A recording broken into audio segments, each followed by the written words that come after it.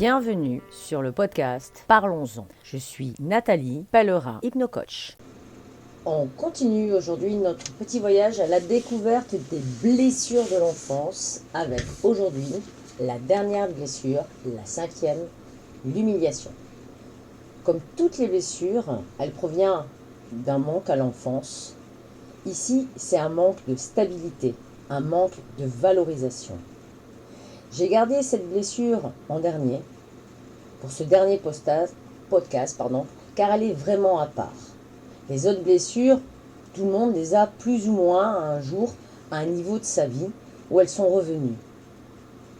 Tandis que l'humiliation, il n'y a que certaines personnes qui l'ont subie, et heureusement. C'est aussi une blessure qui peut se créer au-delà de l'âge de 3 ans par des traumatismes qui sont répétitifs, tels évidemment un bien connu, le harcèlement scolaire. Alors, qu'est-ce qui a provoqué cette blessure? C'est un enfant qui a pu se sentir humilié, rabaissé. C'est un enfant aussi à qui on a privé sa liberté, le droit de s'exprimer, le droit de sortir, le droit d'avoir certains avis. Cette personne, cet enfant a été souvent comme une forme emprisonnée. Peut-être en effet pour le protéger, même si c'était à outrance. Mais c'est un enfant qui n'a pas pu être lui-même. Elle provient donc par rapport aux autres blessures d'un contexte environnemental ou familial déséquilibre avec un acte plus ou moins, voire même malsain. Je m'explique. L'abandon, par exemple, cette blessure-là peut provenir d'un divorce. Là, l'enfant n'est pas visé directement. Évidemment, il le subit. Dans le rejet, ça peut être dû, par exemple, comme je le disais, à la naissance d'un frère, une sœur, et l'enfant le vit très mal. Il se sent rejeté, car ses parents ont moins de temps pour lui. Ça peut être aussi des parents qui sont très occupés à travailler, qui n'ont malheureusement pas de temps. Je ne veux pas dire que ces blessures sont totalement non intentionnelles, mais par rapport à celles de l'humiliation, si. Alors que, pour la bonne raison que lorsqu'un enfant, un parent, rabaisse l'enfant, il sait au fond de lui que c'est une part qui est nocive. Et là, ce sont heureusement des comportements qu'on ne retrouve pas dans chaque famille ou situation. Heureusement, grand heureusement qu'on ne les retrouve pas partout. C'est aussi un enfant qui a pu être trop couvé et donc souvent infantilisé.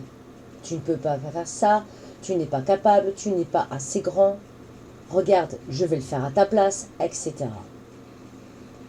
Malheureusement, au-delà des mots, ça peut être aussi une humiliation par de la violence physique. L'enfant maltraité, battu, l'adolescent. Entre les mots ou et la violence, cet enfant pourra même sentir qu'il ne répond pas aux attentes de ses parents. Il ne répond pas de façon intellectuelle, il n'est pas assez intelligent pour eux, il a même peut-être un handicap. Ça peut être aussi physique, car dans certaines familles, malheureusement, il y a une forme de critère de beauté familiale. Être blond, être grand, être sportif. Et cet enfant va ressentir toute sa vie une forme de honte et surtout va culpabiliser facilement. Il va voir la honte dans le regard des autres, de l'entourage, de l'extérieur, mais aussi en lui-même. Lorsqu'il était enfant, ça a pu se produire aussi au niveau du passage de la propreté. Et étonnamment, ce sont des personnes qui vont souvent se salir, manger en faisant des tâches, qui utiliseront souvent ce mot porc, sale, malpropre. Ces personnes vont, à la longue, elles-mêmes s'auto-punir et parfois se blesser, iront jusqu'à se blesser physiquement. Elles ont vécu dans un contexte d'interdiction, de rabaissement, où en fait tout ce qu'elles pouvaient faire, ne pas faire, impliquait souvent une punition. Par habitude, par automatisme, et pour éviter à nouveau de se mettre dans une situation de honte, elles peuvent s'auto-punir car elles ne s'aiment pas, elles ne sont pas au niveau, elles n'ont pas de valeur. Par exemple, malheureusement, certains adolescents vont commencer à se scarifier. D'autres se priveraient. Se priver de plaisir, se priver de sortie, mais aussi flirter avec l'anorexie. Ou à l'inverse, ces personnes vont prendre beaucoup de poids pour se protéger, car elles ne méritent pas d'être vues, d'être montrées, ou ont besoin justement, leur inconscient, de prendre de la place. Et c'est comme ça qu'elles vont s'auto-punir elles-mêmes. Ce sont des personnes qui vont utiliser souvent l'ironie pour se moquer d'elles-mêmes avant même que quelqu'un leur fasse une réflexion. En quelque sorte, elles s'auto-humilient avec le sourire. Vous savez, genre la phrase « Vaut mieux m'inviter au cinéma plutôt qu'au restaurant ». Elles vont même utiliser l'ironie sur les autres, sur ceux qui les ont blessés, en leur faisant honte, et donc, par ce biais-là, se faisant honte elles-mêmes par ce comportement-là. Elles vont utiliser de l'humour très vif, du sarcasme. En couple, elles vont plutôt avoir tendance à vivre ou à revivre justement avec des partenaires qui vont les humilier, voire les infantiliser à l'usage de mots rabaissants et aussi malheureusement à travers de coups physiques. Elles vont même arriver à leur trouver des excuses. Du genre, il ne dit pas ça méchamment, c'est pour m'aider. En ce moment, tu sais, il est fatigué. Il est à fleur de peau. Elles vont tellement avoir honte que souvent cacher aussi ces situations de maltraitance, que ce soit à l'enfance ou l'âge adulte ou dans leur vie de couple. Et étonnamment ou pas, ce sont des personnes qui vont répéter ce schéma, retourner dans un contexte violent, parce que c'est la seule façon qu'elles connaissent de vivre. Et vont confondre ça avec une forme d'attention. Et surtout, quelque part, se dire qu'elles le méritent. Elles sont punies. Définitivement punies.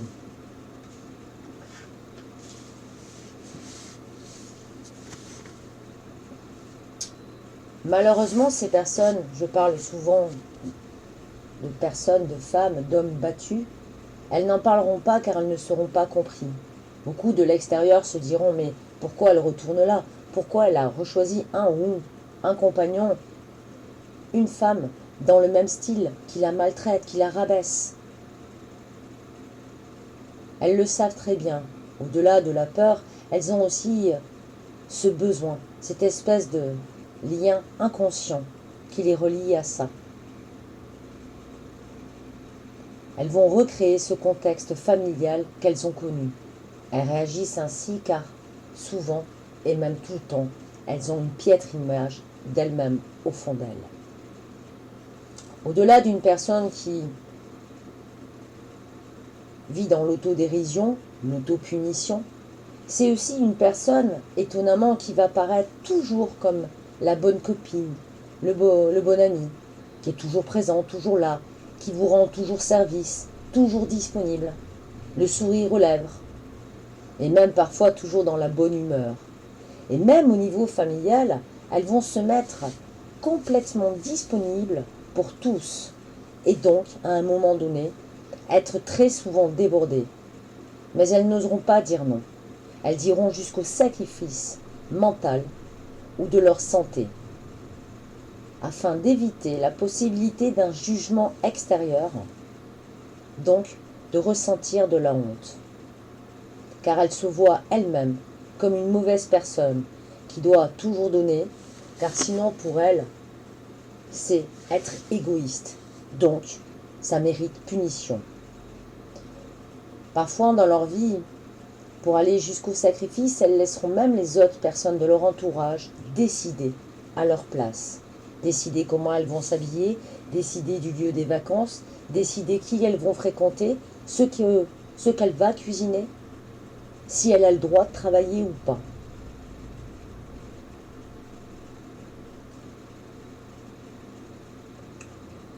Ce sont des personnes qui sont dites hypersensibles.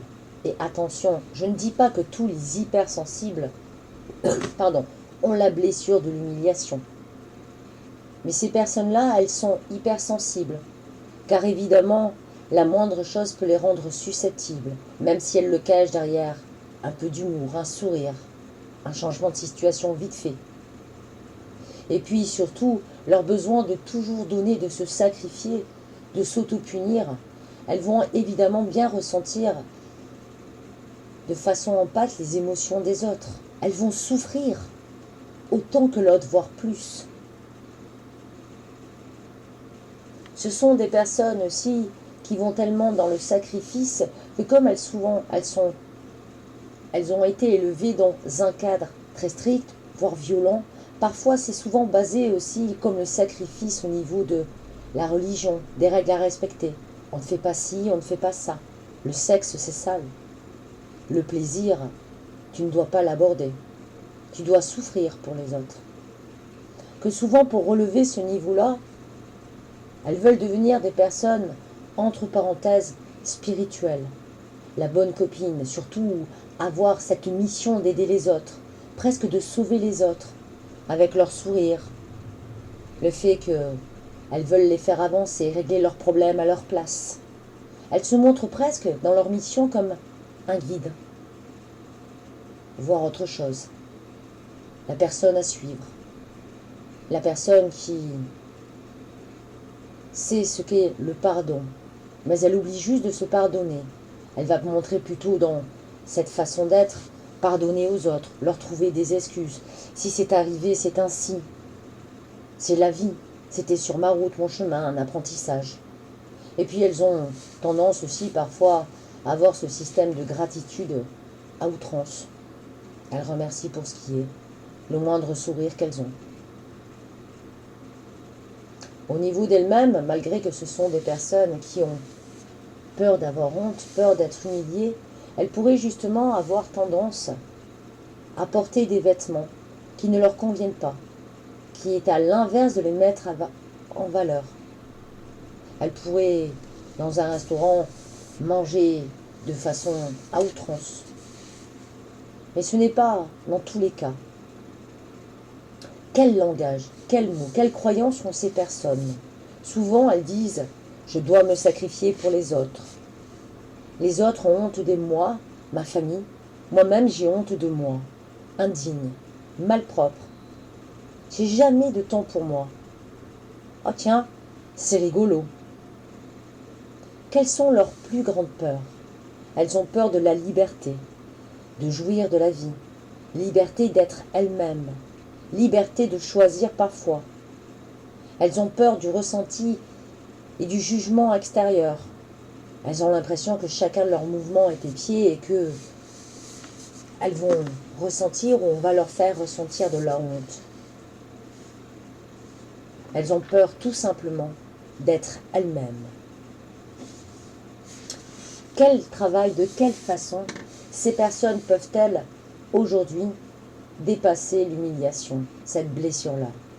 Alors évidemment, comme ce sont des personnes qui elles-mêmes le cachent par l'ironie, l'humour, voire peuvent avoir agressé les autres, ou au contraire se montrer et avoir comme pour mission être un guide à tendance spirituelle dans un système de perfection, tout est bien fait, tout est cadré, je suis les grandes lignes. Il est difficile pour elles-mêmes de remarquer qu'elles ont cette blessure, car elles pensent que si elles ont choisi le bon chemin ou que de toute façon elles sont dans une situation de punition, c'est que finalement c'est ainsi. Mais vraiment, remarquez parfois, si vous utilisez, vous savez, le système de cette autodérision, si vous avez la tendance avec humour, à vous dénigrer, pour faire rire la galerie. Finalement, c'est presque comme se montrer comme un clown triste. À partir du moment déjà où vous aurez remarqué cela, pensez à diminuer cet humour, quitte à tout simplement garder le silence. Car finalement, la personne en face de vous ne pensait peut-être pas ça de vous. Ça, c'est votre vision du monde, engendrée par votre peur. Prendre conscience aussi de votre passé. Mettre le doigt sur la violence, la maltraitance ou le harcèlement que vous avez subi. Et commencer à travailler dessus. Alors je ne dis pas au contraire de pardonner à l'autre, ça vous savez le faire. c'est surtout vous pardonner vous-même. Et puis, en troisième position, travaillez aussi votre image de vous, surtout votre estime de vous, car évidemment, personne ne vous l'a appris. Personne, à l'enfance du moins, ou plus tard, ne vous a montré qui vous étiez vraiment. Découvrez-le. Faites une liste de toutes les actions que vous avez faites, mais celles que vous avez faites pour vous-même, même à la moindre chose. Et félicitez-vous chaque jour. Vous avez votre place. Prenez-en conscience jour après jour, action après action. Osez parler, même en public. Évidemment, la première fois, ce sera peu évident. Peut-être même que vous allez rougir et à l'autre. Peu importe. Avancez, certaines personnes seront intéressées et vous serez surpris. Et ça vous redonnera de la valeur à vous-même. Apprenez à dire non. Stoppez ce sacrifice inutile. En répondant déjà, car pour vous le plus dur c'est de répondre à vos propres besoins. Si vous n'aimez pas le mot égoïsme, virez-le. Prenez à la place prendre soin de moi. Évoluer. Peu importe. Vous savez, comme beaucoup de mots dans le dictionnaire, ils sont aujourd'hui connotés négativement. L'égoïsme, la manipulation, alors que parfois, utilisés différemment dans un contexte, ce sont des mots qui font aussi progresser, car finalement c'est un égoïsme sain. Et puis évidemment, stoppez ce rôle de sauveur, si c'est votre cas. Vous ne pourrez sauver personne, mais surtout, c'est vous que vous détruisez, en montrant cet exemple, cette image de vous souriant, qui mène vers une spiritualité. Et quelque part, vous amènerez peut-être les autres à un désastre, même si c'est involontaire. C'est pour cela que je voulais parler de cette blessure en dernier.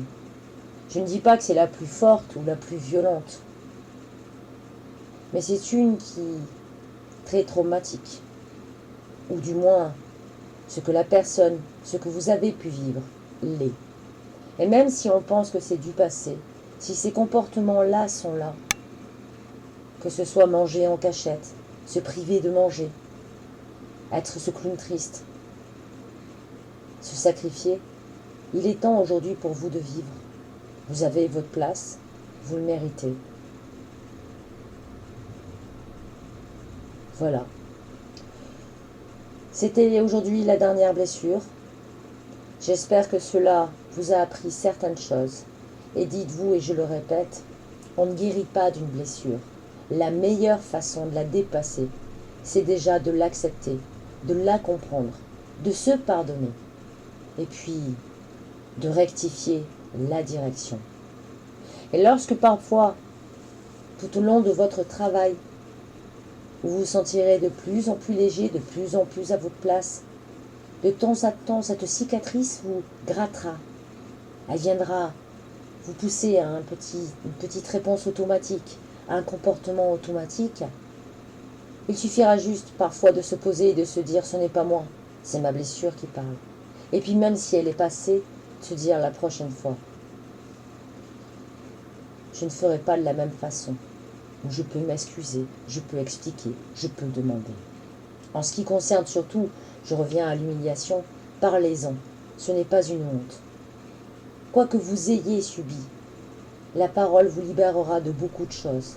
Et peut-être même que vous remarquerez que d'autres personnes, différemment, ont subi des actes malsains. C'est une reconstruction. Je vous souhaite une bonne écoute. Si vous avez des questions ou envie de commenter, allez-y. Merci de votre écoute.